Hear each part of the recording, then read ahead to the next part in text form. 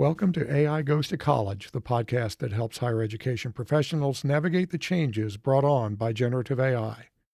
I'm your host, Dr. Craig Van Slyke.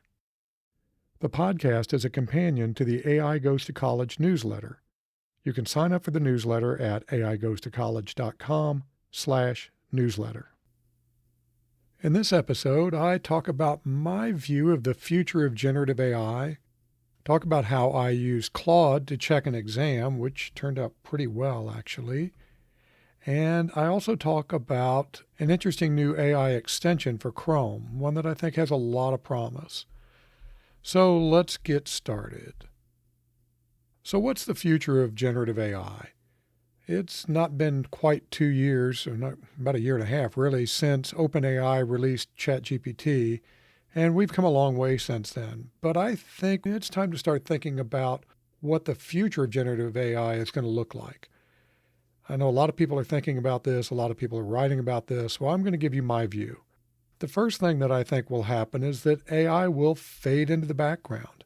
It will go from being this thing that we're talking a lot about to something that just is. It's just there.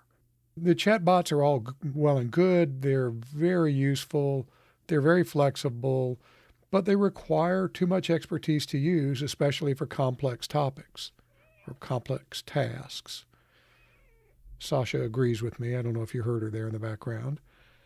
So I really think that what's going to happen is we're going to see these tools, I call them task-based AI, that just do something. They help you screen your emails. They help you refine your writing. They keep you on top of your task list, whatever it might be. The GPT store that opened up not too long ago is a step in that direction. Custom GPTs can be really useful, especially when they're well designed. If you want to just have some fun, check out one called Cosmic Dream. It creates some pretty trippy images. It's a lot of fun to play around with.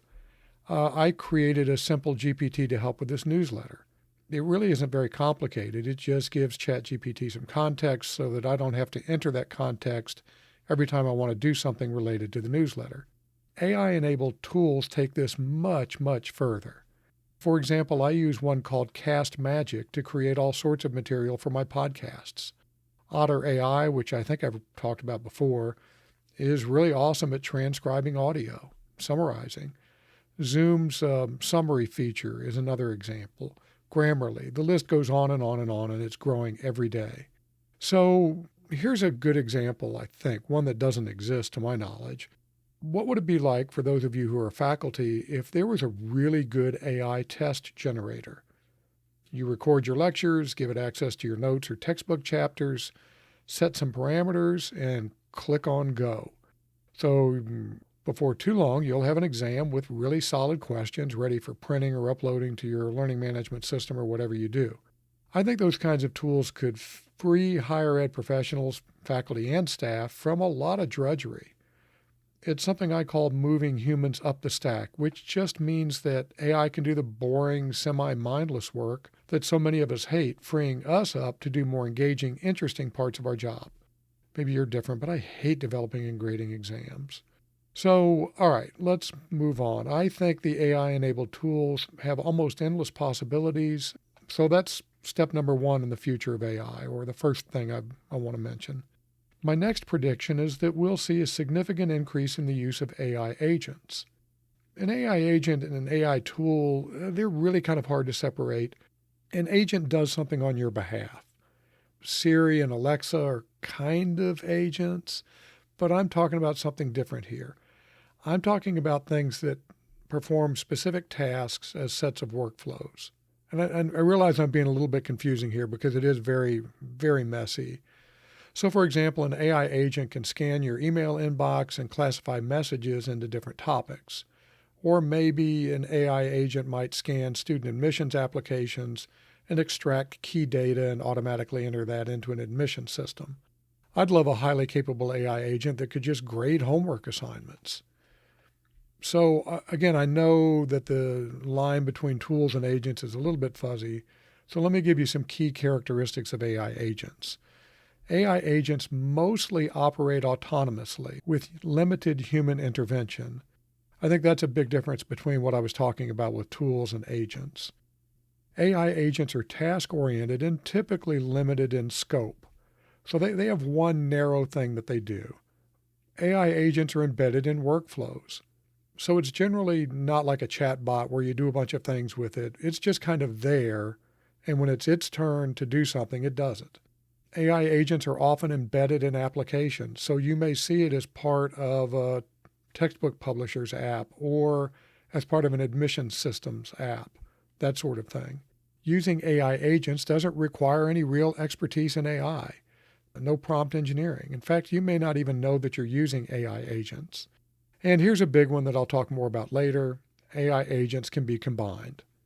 So these agents will be operating behind the scenes. As I've said a couple of times, you may not even be aware they're running, although you may trigger the agent's use or use its output without really realizing it.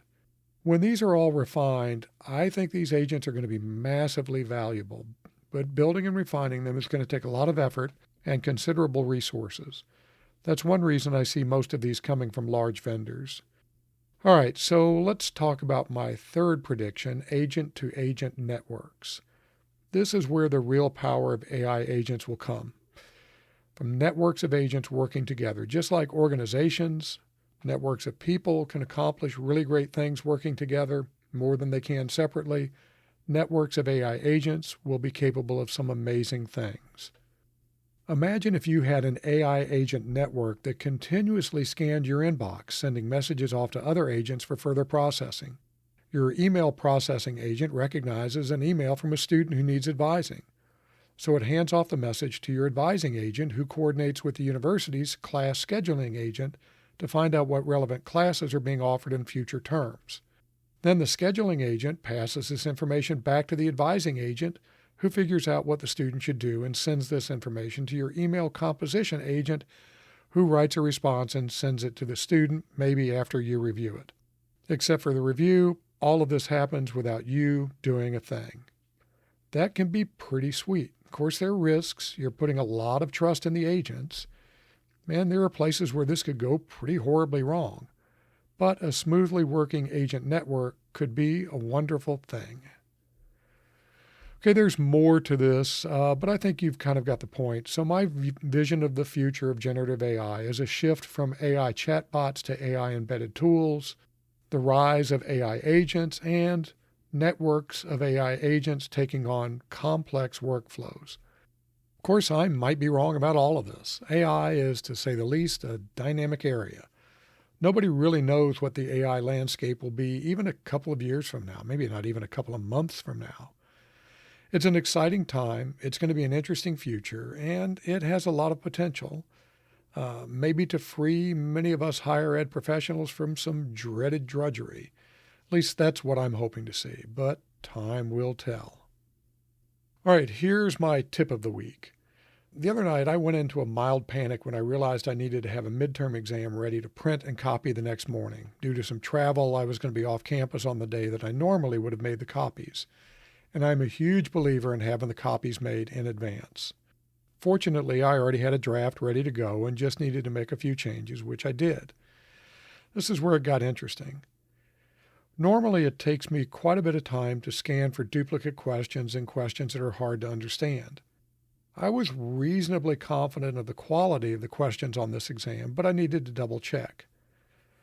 I might pass this off to my GA, but I really didn't want to do it in this case because the turnaround time was so quick and that wasn't fair to him. So I decided to use Claude 3 Opus to do the checking. First thing I did was create a PDF version of the exam and upload it to Claude.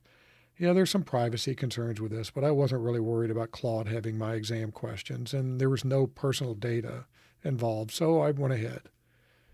Then I put in a pretty simple prompt. Please analyze the attached exam for two areas, unclear questions and duplicate questions. In the newsletter, which is available at aigoestocollege.com, I have a screenshot of Claude's response. Of course, I don't have the actual questions in there. I've kind of blurred that. It gave me a list of unclear questions, but Claude didn't really know some of the context that the students would have. So the questions really weren't bad, so I didn't make any modifications. I could have given Claude more context, but it really wasn't necessary in this case. So, for example, Claude thought a question about the differences between requirements and goals in decision making was unclear. But I'd spent a lot of time on this in class, so I'm sure the students would understand the questions, at least the ones who were paying attention. It didn't identify any duplicate questions, which was good. So I decided, since this had gone pretty well, I was going to take it another step. This time I asked Claude to check the exam against the study guide. I give extensive study guides and promise my students that if a concept isn't included in the study guide, it won't be on the exam. Now, the questions aren't on the study guide, but the topics are.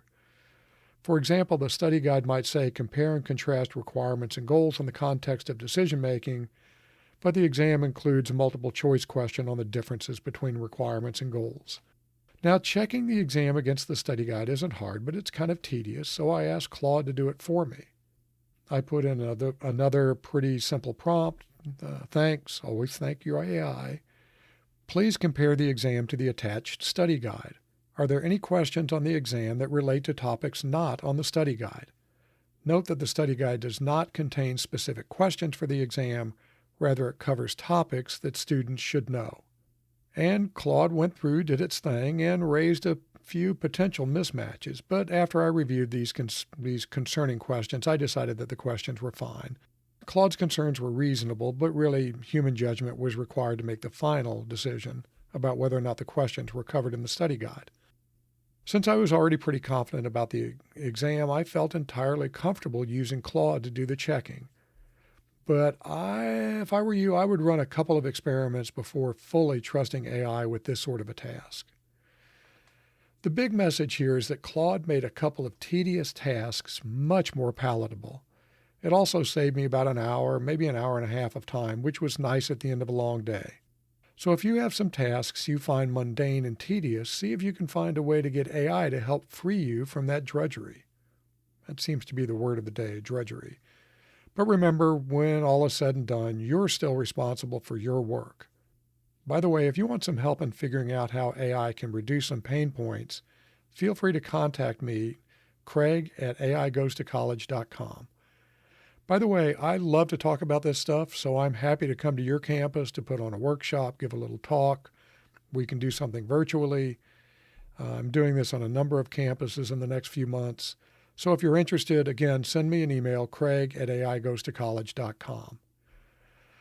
All right, we're going to wrap up with an interesting new tool called Harpa. That's HARPA.ai. It's a Chrome extension that integrates AI into your web browser. Harpa can use a bunch of different AI models, but the normal chat-based interface seems to use GPT 3.5. But you can also connect it to Claude and Gemini. For me, Harpa's main use is to summarize web pages, but it has some other functions as well. Maybe too many. It's a little overwhelming. Here are a few. Summarizing web pages, generating content, including email messages based on a web page, monitoring websites for changes, extracting YouTube transcripts, that could be handy, extracting data from websites, and there's a whole lot more. All of this goes from a Chrome browser window, which is pretty handy. So it's kind of tough to do here on a podcast, but if you go to the newsletter, which once again is available at aigoestocollege.com/newsletter, I run through an example and it works pretty well. Right now, there's a lifetime deal on Harpa. I think it's $240, which isn't bad. Harpa's pricing structure is kind of odd and a little bit confusing. Most people, from what I can tell, would probably be fine with what they call their X membership or subscription. That's their lifetime deal, or their S1, which is a monthly membership. You can go to harpa.ai and find out the pricing for yourself and decide what's good for you. All right, well, that's it for this time. I hope you got something out of this episode. If there's anything you'd like for me to talk about, feel free to send me some suggestions. Craig at aigoestocollege.com. And remember, you can subscribe to the newsletter, aigoestocollege.com/newsletter. All right, I'll talk to you next time. Thank you. Thanks for listening to AI Goes to College. If you found this episode useful, you'll love the AI Goes to College newsletter. Each edition brings you useful tips, news, and insights that you can use to help you figure out what in the world is going on with generative AI and how it's affecting higher ed. Just go to aigoestocollege.com to sign up. I won't try to sell you anything, and I won't spam you or share your information with anybody else. As an incentive for subscribing, I'll send you the Getting Started with Generative AI guide. Even if you're an expert with AI, you'll find the guide useful for helping your less knowledgeable colleagues.